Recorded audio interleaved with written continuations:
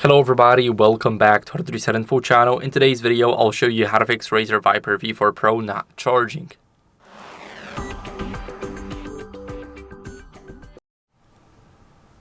So first of all, what you guys want to do is use the original cable. So the original cable is by default plugged into the dongle. We can simply get it off. And now let's put the dongle away.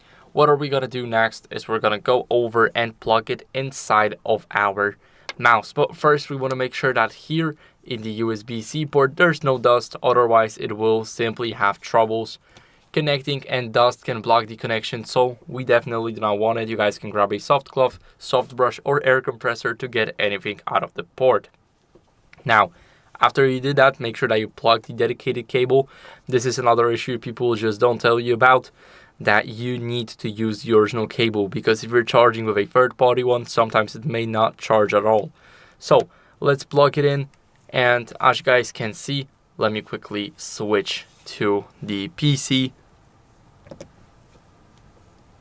Here we are with the mouse, and as you guys can see, it is charging. We see the icons, we see everything, and it is charging without any issues.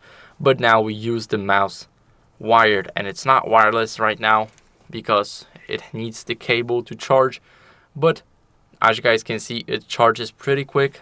The battery time is 180 hours minimum, unless you use polling rate of 8000 Hz, and that's basically how that works.